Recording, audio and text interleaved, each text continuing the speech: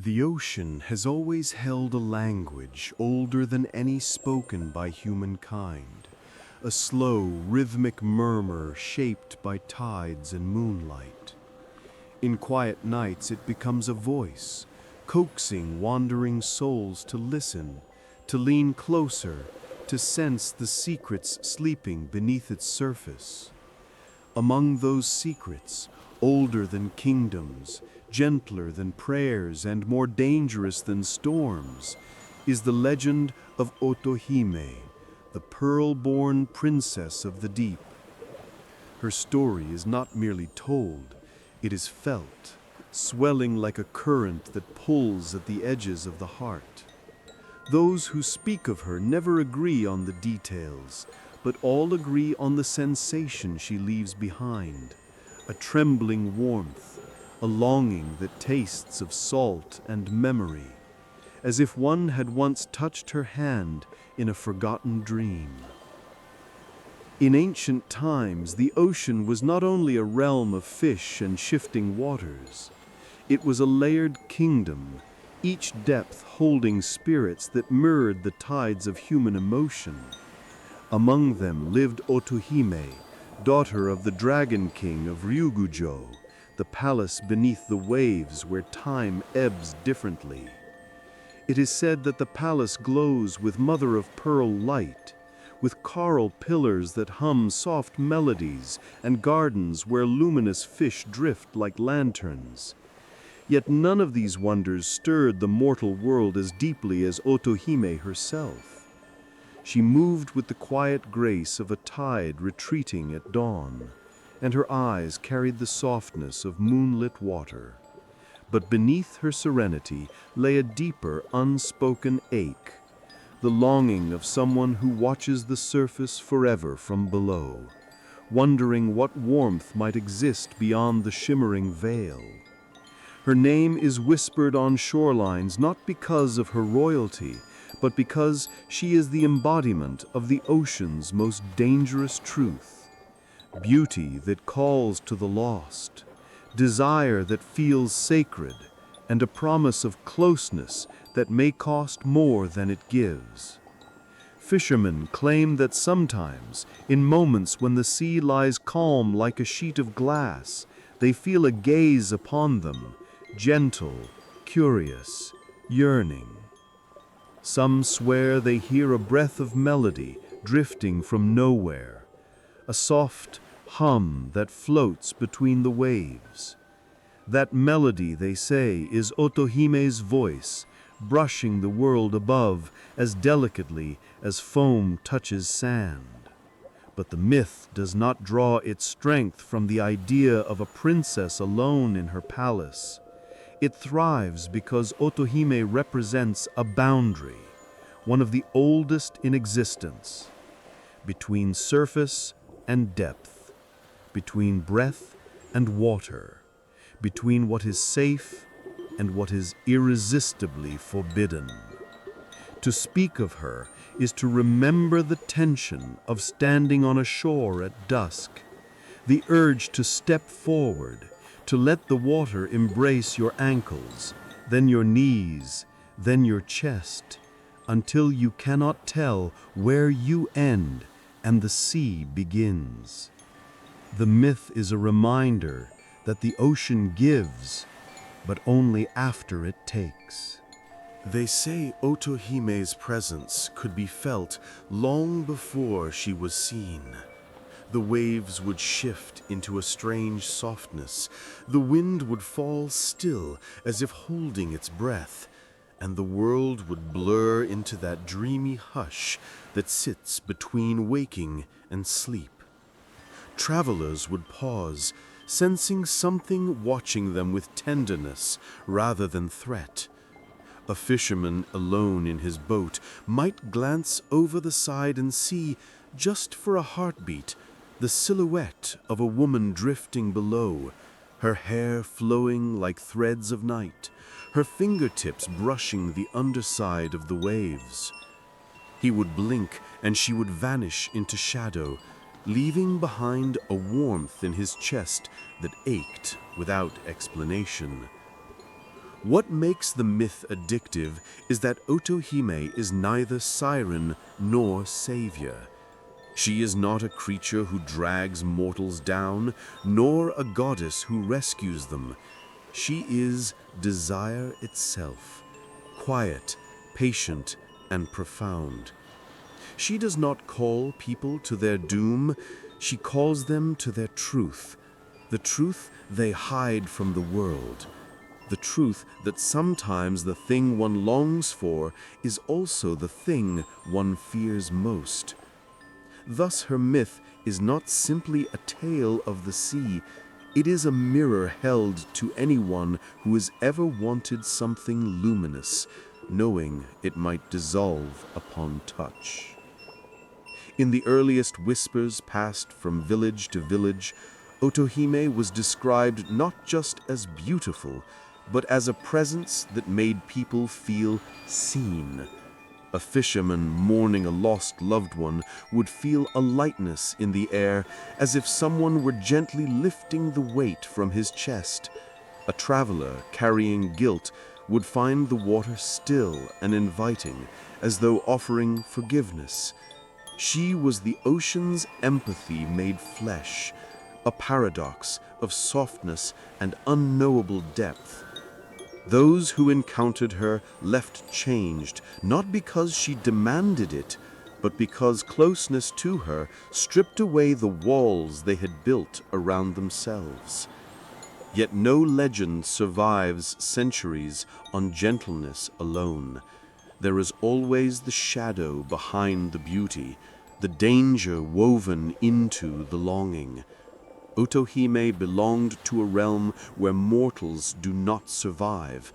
Her touch may feel warm, her gaze may feel tender, but the world she lives in is shaped by tides that do not heed human hearts. The ocean is vast, uncontained, eternal. Mortals are not, and in that difference lies the quiet tragedy of her myth. Many say that her longing for the surface was not born of curiosity, but of loneliness. Surrounded by splendor, she felt the ache of a world she could see but not touch. The sunlit shorelines, the laughter carried on breezes, the scent of pine drifting from mountains. These were things she could observe only through stories brought by currents. And so, the myth explains, she would rise toward the boundary between realms, never crossing it, but lingering close enough to sense the warmth that the deep sea could never grant her. Some nights she would let her hand break the surface, feeling the cool air kiss her skin before she slipped back into the shadows. Her story persists because each retelling touches something universal. The yearning to belong to two worlds, the desire to reach for something forbidden, not out of rebellion, but out of pure, aching need. The fear that closeness might break what is precious, the hope that it might not. Otohime embodies the emotional tide that pulls at all hearts, the rise of longing, the fall of fear, the swell of desire that threatens to overflow. And so the myth begins not as a series of events, but as a sensation, a pull, like the gravity of the moon on the sea. To speak of Otohime is to feel drawn into a world where emotions move like water, slow, deep, and irresistible. A world where desire is not loud, but tidal, where closeness is both a comfort and a risk, and where the boundary between two souls is as fragile as the line where waves meet shore. Her legend is the ocean's whisper in human form, ancient, soft, and filled with a longing that refuses to fade. It invites the listener to step toward the water's edge, to lean in, to imagine a presence just beneath the surface, waiting with a gaze that feels like home. And once that image settles in the mind, it lingers, impossible to release, because some myths are not meant to be understood, only felt, like the echo of a heartbeat heard through water, pulling one deeper with every breath. Otohime was known across the shifting tapestry of the sea, not simply because she was the Dragon King's daughter, nor because her beauty rivaled the glow of bioluminescent tides, but because every movement she made seemed shaped by emotion. She drifted through Ryugu-jo like a quiet current, soft, patient, steady, yet carrying within her a depth that no one could fully unravel. Her presence was serenity, but her eyes held a melancholy shimmer like the last glint of sunlight sinking through water. She was adored, respected, cherished, and yet, beneath all the coral light of the palace, she carried a loneliness she did not speak aloud. It was not isolation in the physical sense. She was always surrounded by attendants, musicians, and the hum of underwater life. No, her loneliness was a subtler ache, the feeling of being born into a realm that could never answer a question she didn't know how to ask.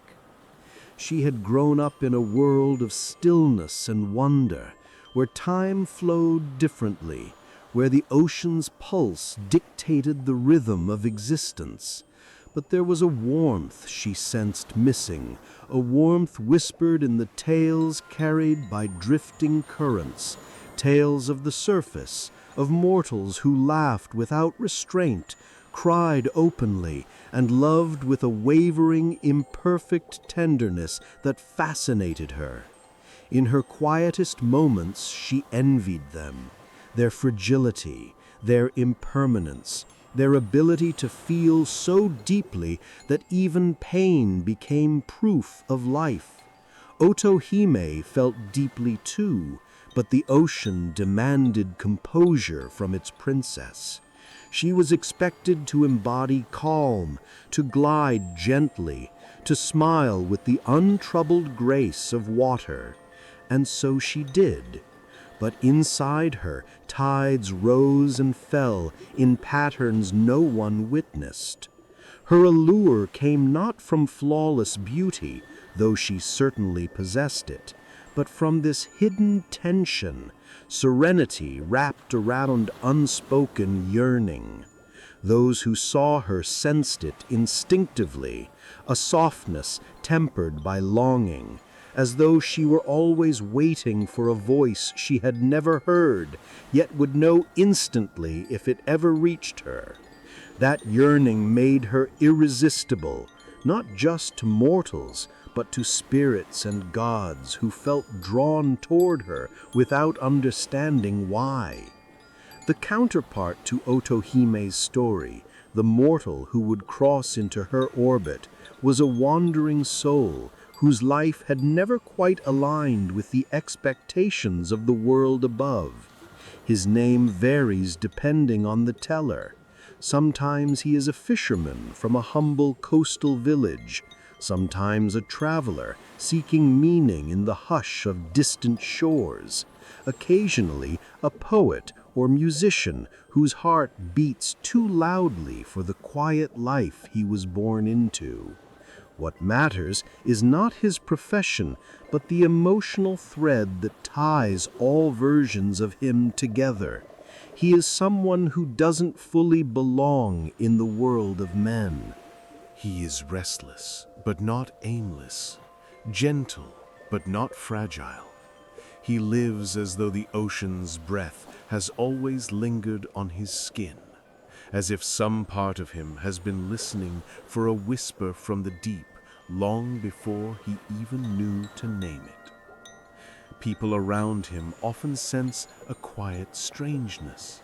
He stares at the sea longer than most, his gaze carrying a softness that borders on longing.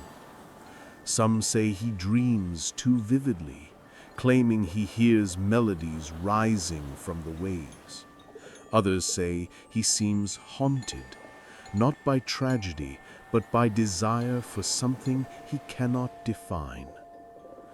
Emotionally, he is the inverse of Otohime, where she is calm wrapped around longing. He is longing wrapped around calm. He tries to pretend he is at peace, that the life he leads is enough, yet there is a flicker in him, an inner restlessness that he has never confessed aloud. He carries questions he has never been able to answer, questions that drift through his mind like sea foam. Why does the ocean feel like it's waiting for him? Why does he feel a pull every time he hears the tide turning?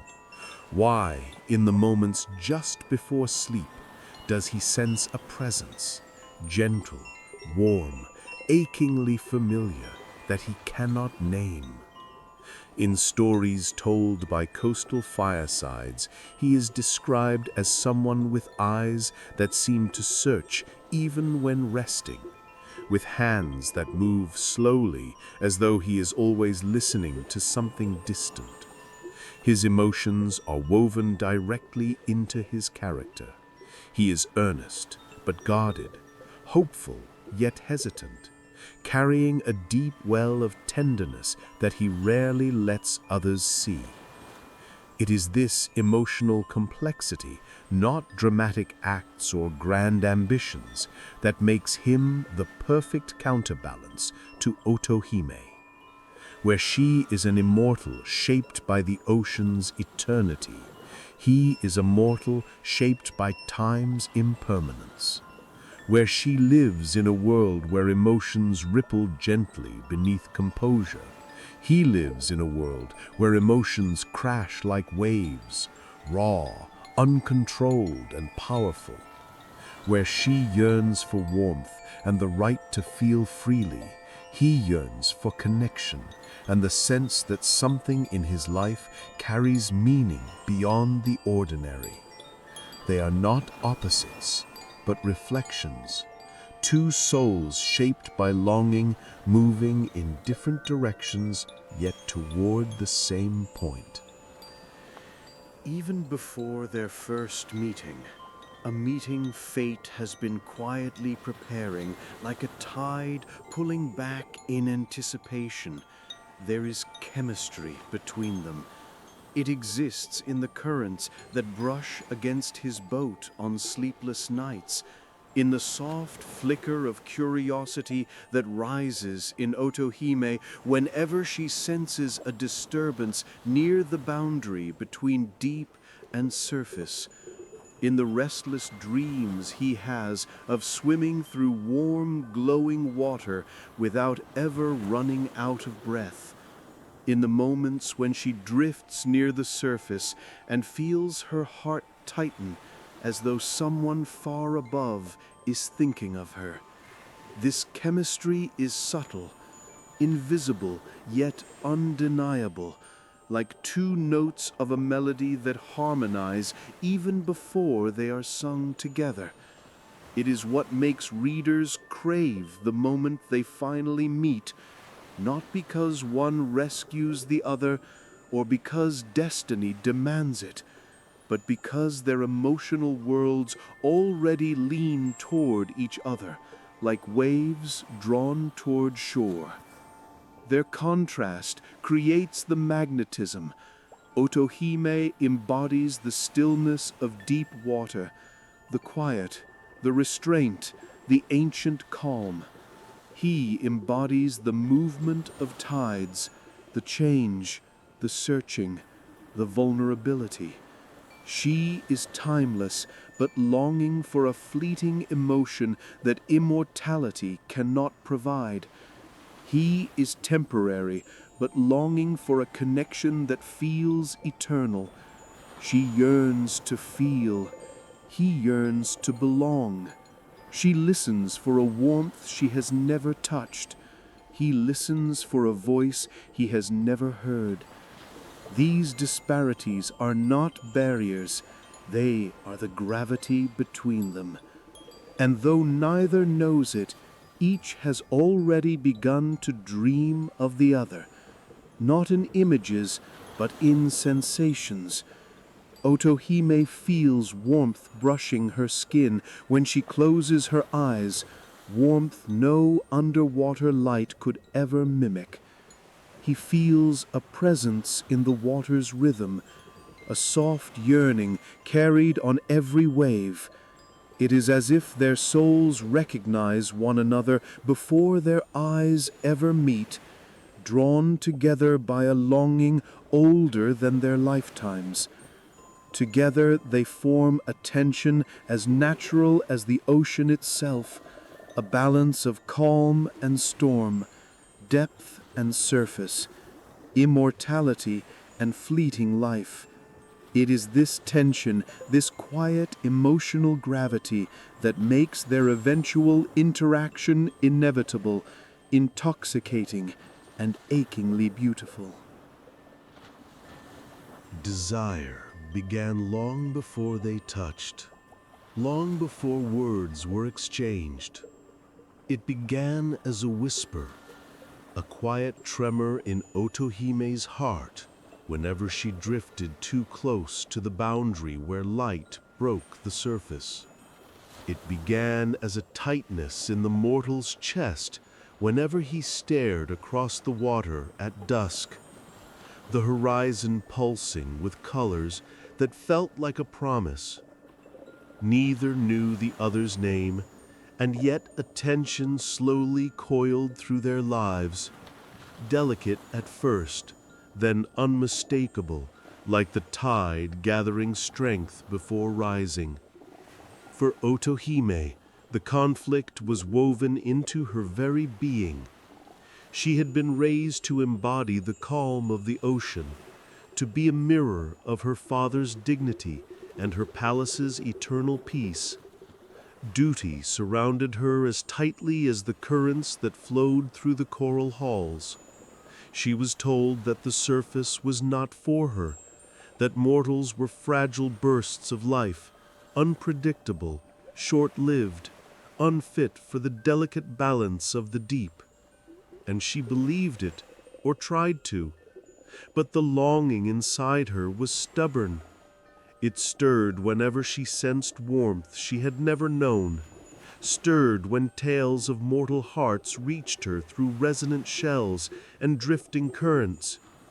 These murmurs painted a world where emotions were not quiet echoes, but blazing flames. She wondered what it might feel like to burn. Her yearning was not simply curiosity, it was a hunger for connection, for a kind of closeness her world did not allow. In the deep sea, emotions were gentle things, softened by the water, flowing without sharp edges. But she wanted something different, a presence that made her breathe faster, a voice that made her heart tremble, a touch that made her feel alive in a way the ocean never could. That desire terrified her, because it threatened to unravel everything she knew, but it also pulled at her like a current she could not fight. The mortal felt the same pull from the opposite world. His days were shaped by routine, the nets he cast, the shores he walked, the nights he spent staring at the horizon as if expecting someone to rise from it. He lived quietly, but the quietness had never satisfied him. Something inside him yearned for more than the simple rhythm of mortal life. He longed for recognition, not from people, but from existence itself. He wanted a moment that made him feel seen, truly and deeply. A moment that stirred the depths of him, awakening the part of his soul that had always felt dormant, waiting. Yet his longing frightened him as much as it tempted him. Mortals are taught to respect the sea, not crave it. The ocean was beauty, yes, but also danger. Too many stories warned of those who chased deeper waters and never returned. Still, he felt the pull, especially at night when the sea lay smooth and dark, as if inviting him to step into its embrace. He would sit at the shore, sand cool beneath him, and feel something brushing against the edges of his soul, a presence both tender and immense.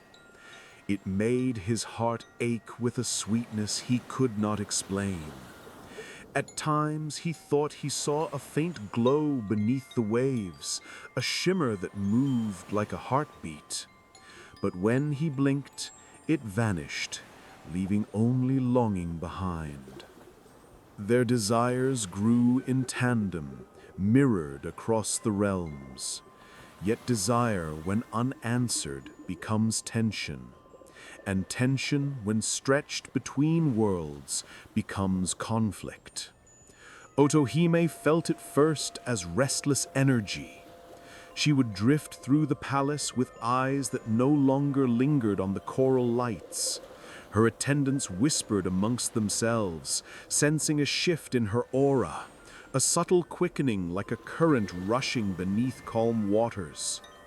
She found herself wandering nearer to the surface more often, feeling guilt twist inside her, even as her heart tightened in anticipation. She feared being seen, feared crossing a line she had been taught never to approach. But her yearning overcame her. Each trip upward felt like inhaling air she had never breathed, exhilarating and reckless. The mortal's conflict was simpler but heavier.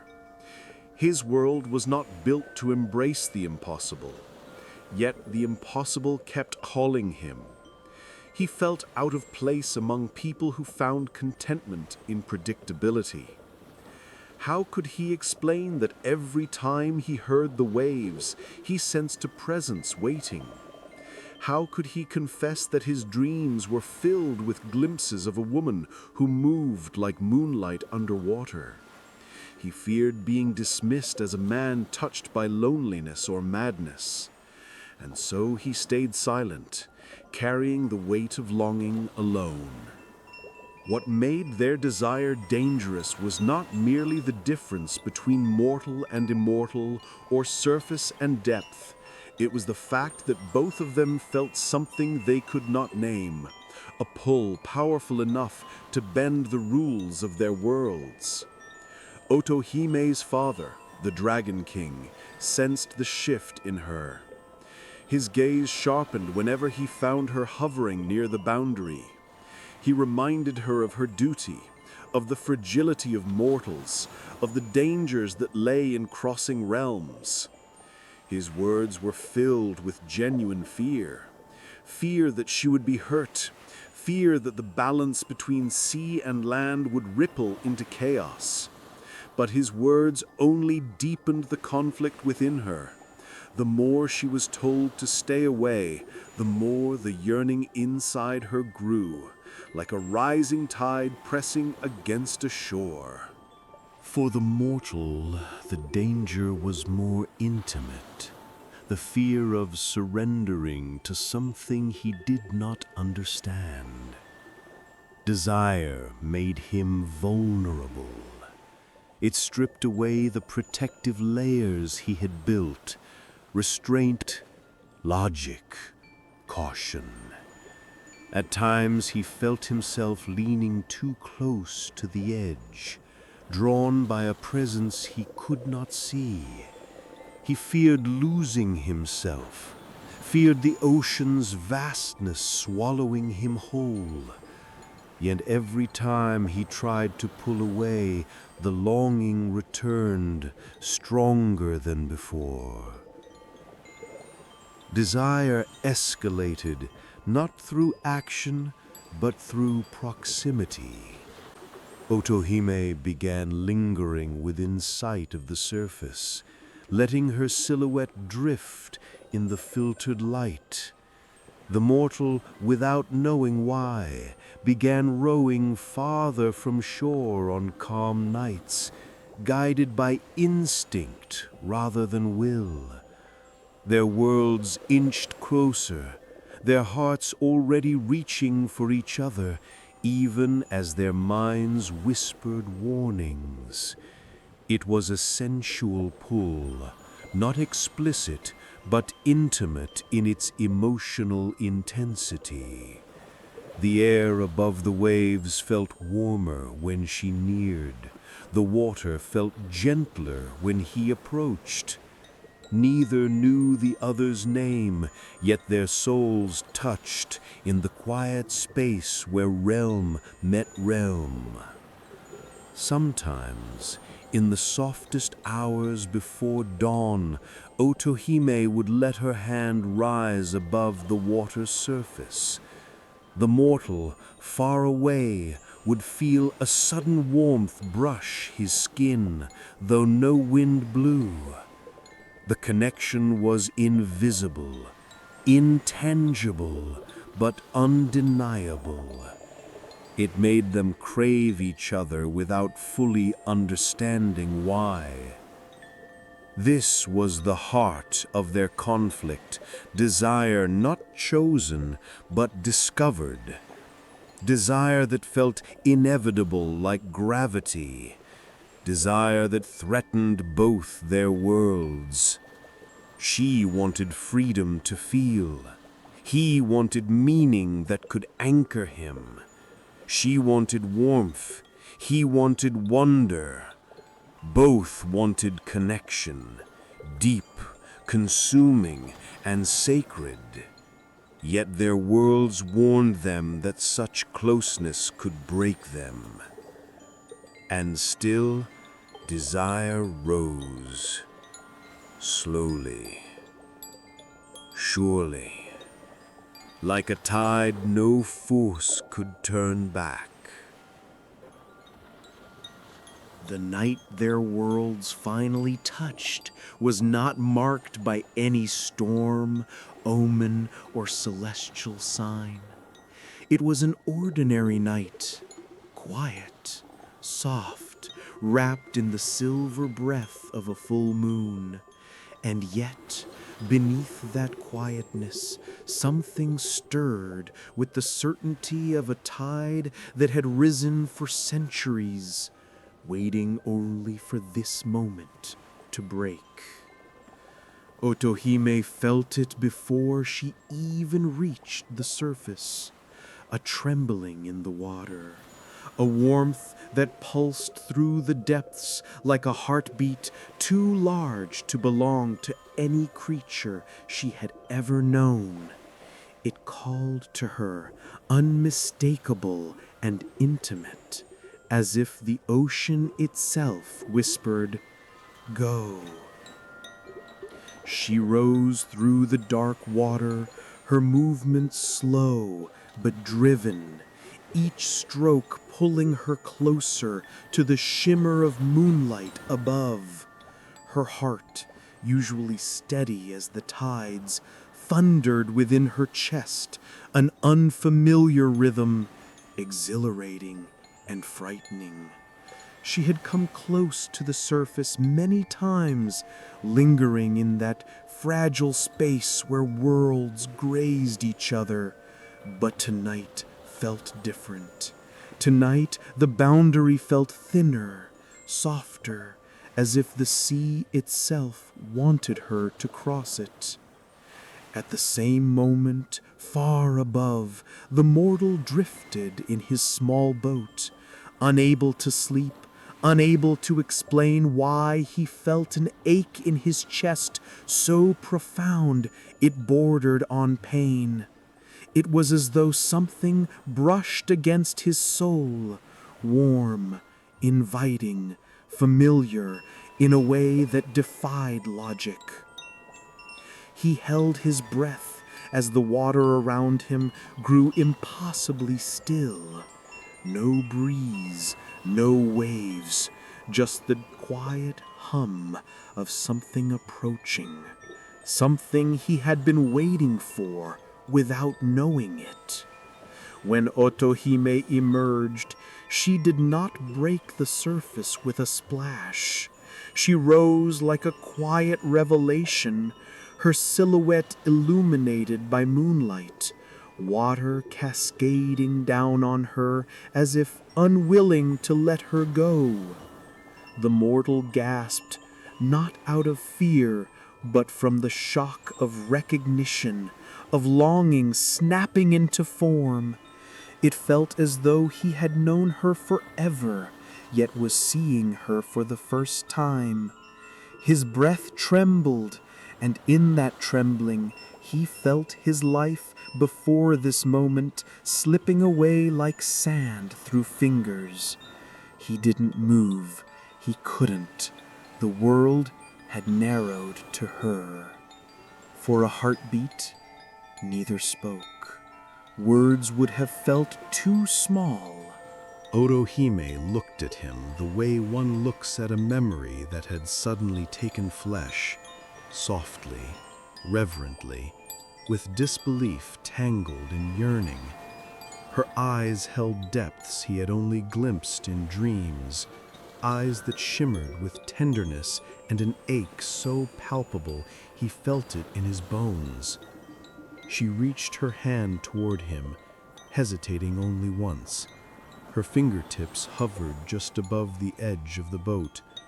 Had her father's voice echoed in her mind, warning her of danger?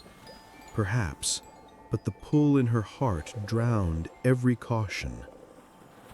The mortal, trembling, extended his hand toward hers.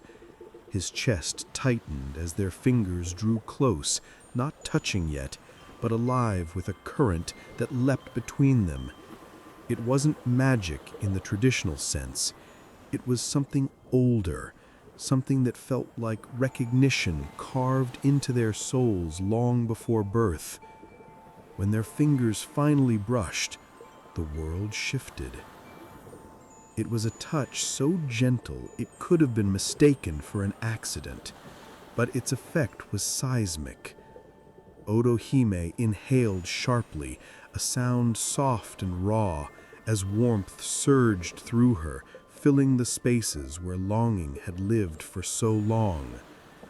The mortal felt it too, a bloom of heat, an aching sweetness that traveled from his hand to his heart, dissolving every wall he had ever built. His eyes stung, not with sorrow, but with the overwhelming clarity of being seen, fully and without hesitation. Their fingers intertwined, tentative at first, then with a quiet desperation, as if both feared the other might vanish. The sensuality of the moment was not in the physical closeness, but in the vulnerability laid bare, in the willingness to surrender the defenses each had carried for years, in the silent confession that passed between them. You are what my soul has been reaching for. Otohime drew closer, lifting herself slightly out of the water, moonlight tracing the arc of her shoulders, the curve of her face. The mortal leaned in, drawn by a force beyond reason. Their breaths mingled, a warm, fragile exchange that felt more intimate than any kiss. Her forehead brushed against his, a soft, trembling contact that sent a shiver through both of them. Her skin was cool from the sea. His was warm from the night air. The contrast made them both gasp. That single point of contact, skin against skin, held the full weight of their longing. Otohime closed her eyes, letting herself feel the warmth that she had dreamed of. The mortal exhaled shakily, overwhelmed by the closeness of someone he had yearned for without ever knowing her name. Their hearts beat in uneven rhythm, like waves crashing against the shore, wild and surrendering. She whispered something then, a breath of a word, delicate and filled with emotion. He didn't know its meaning, but he understood it entirely. It was a confession, a plea, a surrender. As she spoke, he lifted his hand to her cheek, brushing away the droplets of water clinging to her skin. She leaned into the touch instinctively, her lips parting in a small, trembling sigh. It was the first time anyone had touched her like this, not as a princess, not as a legend, but as a woman longing to be held. Her vulnerability broke something open inside him. He cupped her face with both hands, not to claim her, but to cherish her, to hold the moment as tenderly as it deserved. Their closeness deepened, but not through motion, through emotion, through the unbearable sweetness of two souls finally aligning. Otohime rested her head against his shoulder, her arms slowly wrapping around him as if afraid he would dissolve like foam. He held her in return, pulling her close with a gentleness that felt reverent. In that embrace, the world vanished. No sea, no sky, no warning, just the thrum of their hearts echoing through each other. For Otohime, the moment was shattering. All her life she had been surrounded by the quiet beauty of the deep, but this warmth, this closeness, felt like sunlight pouring directly into her chest. She felt seen, felt wanted, felt real. For the first time she understood why mortals risked everything for love. For the mortal, the moment was awakening. He had lived his whole life feeling incomplete, as though something essential was always just beyond reach. Holding her, he felt whole. The emptiness inside him filled like a tide pouring into a hollow shore. He understood now why he had always been drawn to the water. It had been calling him to her. Their embrace lingered, deepening not through passion, but through surrender. Their foreheads touched once more, slower, gentler, filled with gratitude and disbelief. When Otohime finally looked into his eyes again, tears shimmered, not of sadness, but of joy so intense it bordered on ache. He brushed them away with trembling fingers. No words were needed. Their souls had already spoken. The sensuality of the moment lived in the rawness of their emotions, in the trembling breaths, the quiet gasps, the touch that felt like prayer. It was an intimacy woven from longing finally unbound, from two worlds collapsing into a single heartbeat. And as the moonlight rippled across the water around them, one truth became undeniable. They could never return to the lives they had known before this night. Something had changed, inside them, between them, around them. The tide had risen, and neither could turn it back. The surface of the sea never fully settled after their moment of surrender, as though the ocean itself remembered the tremor that had passed between them. Even in the quiet that followed, something remained charged in the water, a softness stretched thin over a deeper current. Otohime felt it lingering on her skin like moon-warm silk, and the wanderer felt it humming in his chest as though the ocean had taken up residence inside him. Nothing could return to what it had been, not the tides, not their breaths, not the path each of them had walked before fate braided their lives together. The consequence of their closeness was not punishment, nor reward, but a shift as natural and irreversible as the movement of the moon across the night sky. In the moments after the climax of their longing, Otohime drifted just beyond his reach, not withdrawing out of regret, but because the sea gently tugged her back, reminding her of the boundary she had crossed. Her form shimmered with the quiet glow of the palace beneath the waves, the realm that claimed her as firmly as a heartbeat claims a chest. The wanderer watched her, breathing slowly, as though each inhale must adjust to a new world where he understood the depth of the ocean not as a place, but as a feeling that had touched him from the inside. She raised a hand as if to smooth the air between them, but her fingers trembled when they met the faint pull of the sea. Something in her expression softened into a sorrow that was not hopelessness. It was the weight of truth she had carried since long before he arrived. The sea princess was never free to choose. Her desires, no matter how warm, were layered beneath centuries of duty, expectations carved as deeply as grooves on ancient shells, and yet she had chosen him for that one impossible moment. That alone was enough to reshape both their fates. "Otohime," he murmured, her name slipping from him as though shaped by the tide. His voice, tender and raw, made her shift back toward him for the briefest instant. She wanted to answer him with something certain, something promising, but certainty was not something she owned.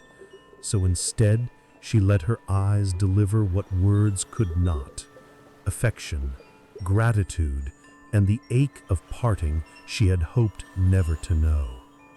"You carry the sea with you now," she whispered, her voice as soft as a tide moving over sand. "Wherever you go, it will remember you." She did not say, "I will remember you," but the echo lived in her tone, in the flicker of her lashes, in the shape her lips took when she spoke. He felt the truth of it settle inside him, bittersweet and full, a truth that lifted and pressed on his heart at once. Before meeting her, he had wandered to escape himself, his past, his uncertainties, his unspoken loneliness. Now he understood that what he sought had been connection, not escape, and he had found it in the one being tied most tightly to a world he could never belong to. The ocean around them deepened in color, shifting from sunlit turquoise to the shimmering coolness of twilight blue.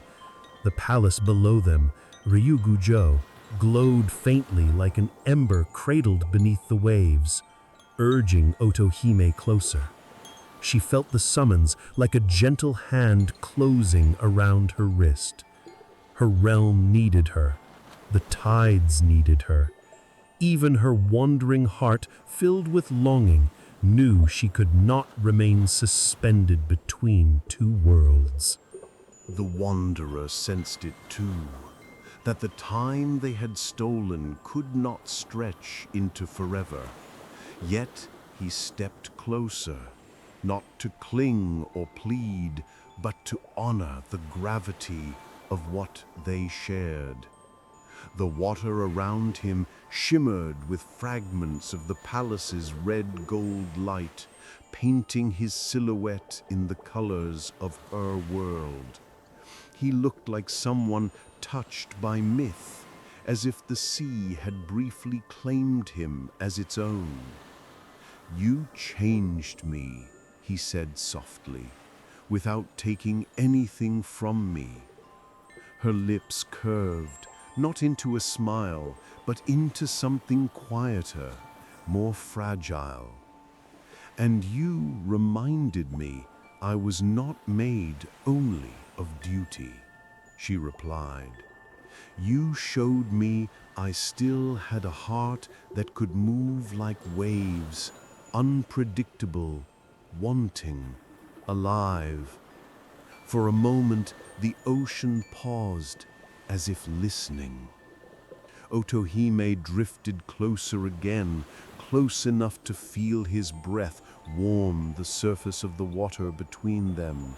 She pressed her palm to his chest, over the steady thrum of his heart.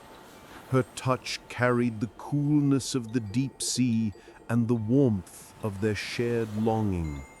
The contrast, like everything about them, is exquisite. "This moment," she murmured, "will rise in you like a tide when you least expect it. It will guide you back to yourself when the world feels too heavy." He covered her hand with his own, holding it there, wanting to memorize every nuance of her touch. But the ocean tugged again, persistent, patient, impossible to resist. Her fingers slipped from beneath his, not abruptly, but like foam retreating from shore. "Otohime," he said again, the word breaking slightly at the edges. She did not turn away. Instead, she let herself drift backward, her hair flowing around her like a dark halo stirred by the water. Her gaze held his with a steadiness that made the moment stretch into something sacred. We were not meant to exist in the same realm, but we were meant to touch each other's destinies. He felt his breath shake. "Then why does it feel like losing something I didn't know I needed?" Her eyes shimmered, luminous with emotion she rarely allowed herself. Because longing is a kind of truth, and truth is never gentle. As the ocean's pull grew stronger, her form became more radiant, as though the palace below was reclaiming her light. The water around her brightened with bioluminescent threads, curling around her like delicate ribbons. She looked ethereal, beautiful in a way that belonged entirely to the deep. He swam forward once more, but the distance between them widened despite his effort. Not by her choice, but by the currents that defined her world. And then, just as he feared she would sink into the depths without a final word, she lifted her hand toward him. It was not goodbye. It was blessing, a gesture that carried the weight of tides, the softness of moonlit water, the affection she could not voice without unraveling. "Live," she said, her voice a warm current that brushed against him. "Live widely, live deeply, let the sea inside you always move." He felt something inside him break and reform at once, like a wave collapsing and rising again. She was leaving, not because she did not want to stay, but because the ocean itself was made of boundaries she could not cross. As she descended, the light around her intensified, turning her silhouette into a shimmering figure of watery gold.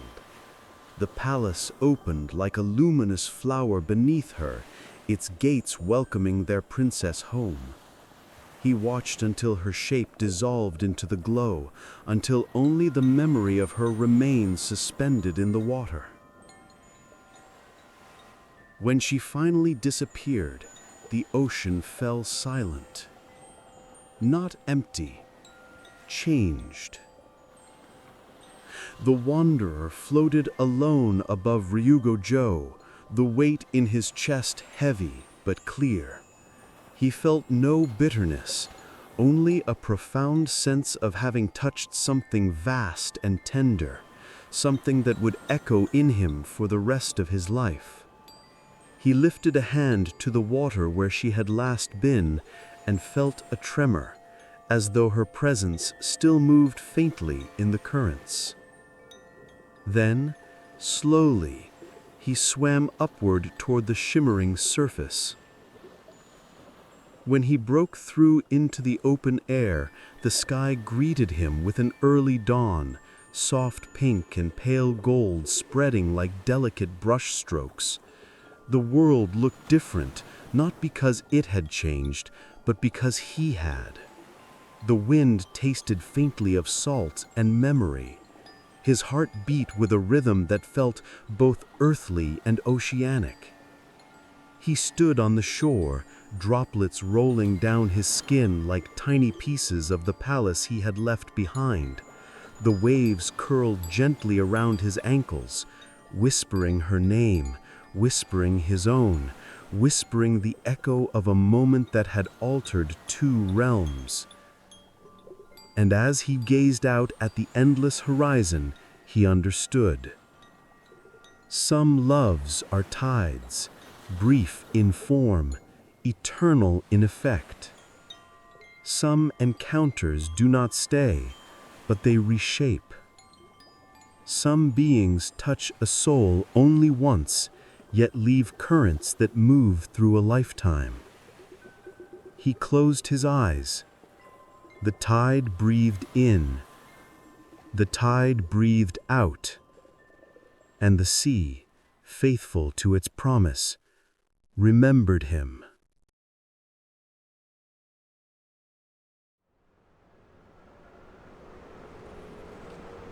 The tale of Otohime does not end where the waves met the wanderer's feet, nor does it dissolve with the soft hush of dawn upon the open sea. Myths rarely close themselves like books. Instead, they ripple outward, echoing through generations, the way a single drop trembles across a quiet pool.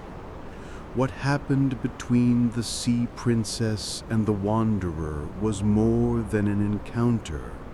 It became a tide of its own, one that continues to rise in the hearts of those who stand before the ocean and feel something stirring, something warm, something undefined. Myths survive not because they are told, but because they refuse to let go. Otohime's presence lingers beneath the waves, in the shimmering blue silence where sunlight breaks apart and drifts like scattered gold. Some say her longing softened the sea, turning its rage into rhythm. Others claim her yearning sharpened its strength, making every tide a reminder that desire moves in cycles, approaching, retreating, returning. But all agree that the ocean bears the memory of that moment when a princess of the deep allowed herself to feel something that transcended her realm, and in doing so, changed the water around her forever. The wanderer carried her with him, not as a wound, but as a quiet current running beneath his days. In the years that followed, when storms gathered and shadows pressed close, he would close his eyes and exhale slowly, feeling the sea rise inside him like a soft tide.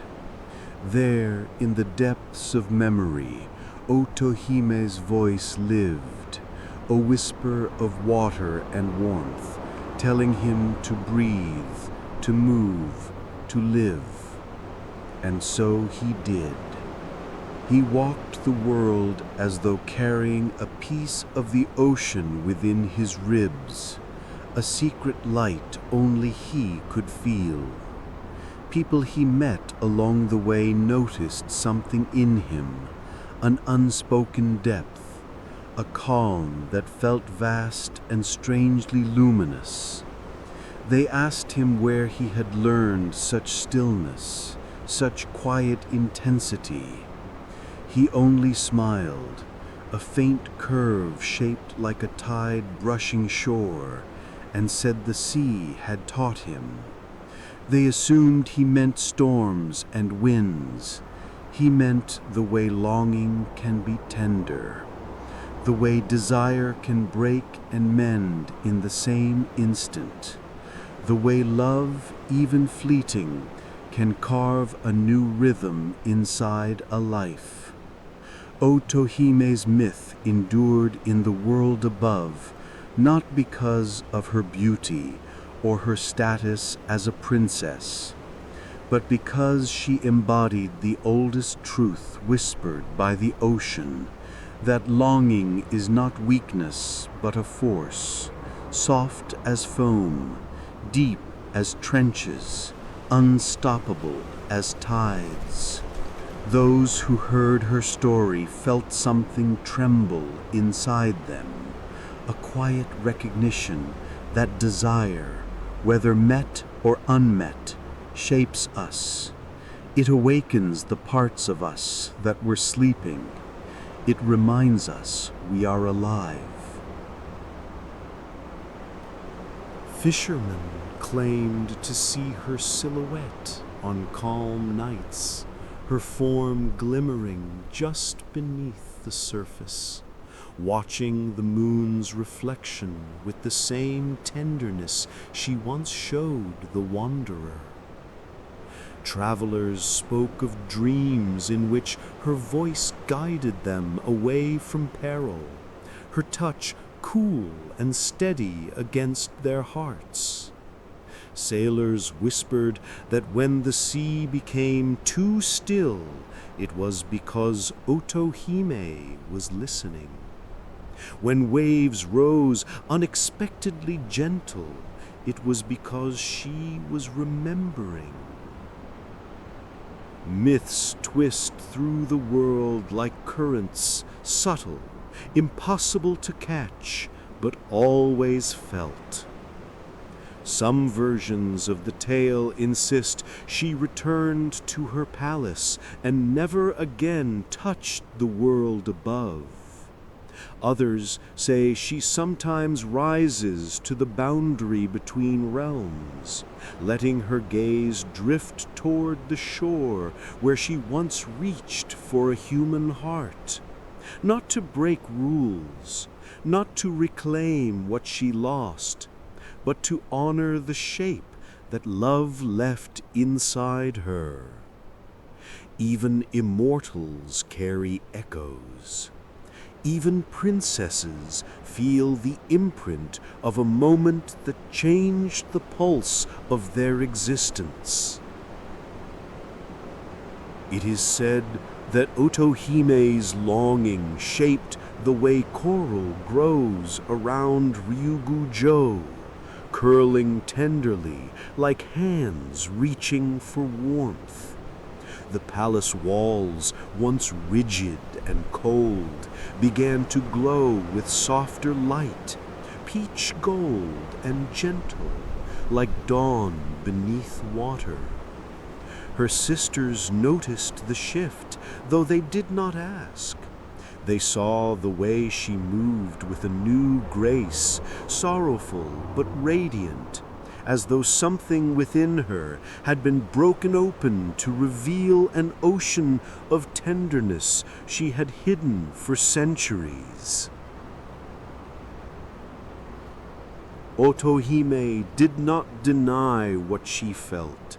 She simply lived with it, letting it become part of her as natural as tides. She would sometimes return to the place where she and the wanderer shared their truth, floating in the quiet blue, letting the memory rise around her like a warm current. She did not reach upward. She did not call his name. She simply existed with the fullness of what they had shared. A moment that expanded inside her until it became a kind of prayer. Myths are made not of inevitability, but of the spaces where the heart opens, even for a breath. And what of the wanderer? He lived a long life, but never claimed another love. Not because he was broken, because he had been transformed. Some people search for completion. He had been given reflection. The sea had shown him who he could be when he allowed himself to feel freely, deeply, without fear of consequence. That truth remained with him, keeping him steady even when his path grew uncertain. As an old man, he would sit by the shore and watch the horizon breathe. Children would gather around him, drawn not to his stories. He rarely spoke of the palace beneath the waves, but to the warmth in his eyes when he watched the tide. He carried serenity like a lantern, the kind that burns not because it fights darkness, but because it remembers light.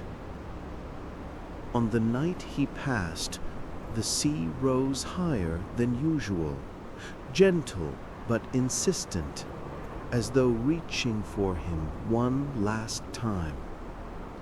Some say they saw a faint glow beneath the water, like a princess of the deep rising to meet the soul who once touched her heart.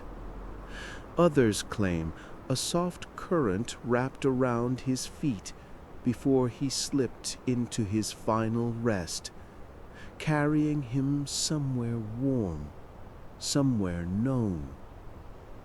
Myths soften the harsh lines of truth, but sometimes truth leans into myth, blurring lovingly at the edges.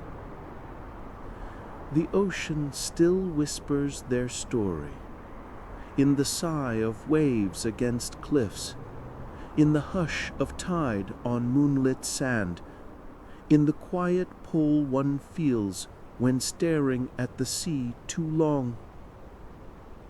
It whispers of Otohime, the princess bound by the deep, who allowed herself a moment of impossible yearning. It whispers of the wanderer, the heart that drifted into her realm and left forever changed.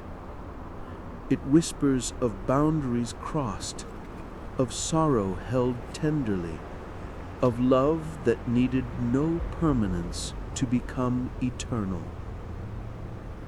This is the lesson left in the water, in the breath of the sea breeze, in the shimmering blue depths that never stay still. Desire is not meant to be caged. Longing is not meant to be denied. Connection, however brief, leaves currents in us. And love, even if touched only once, can echo across lifetimes. So the myth continues, not as a warning, but as a reminder. The ocean keeps every story. The heart keeps every tide. And somewhere beneath the shimmering deepenings of the sea, Otohime still moves, soft, luminous, eternal, carrying within her the memory of a single moment that made the ocean itself listen.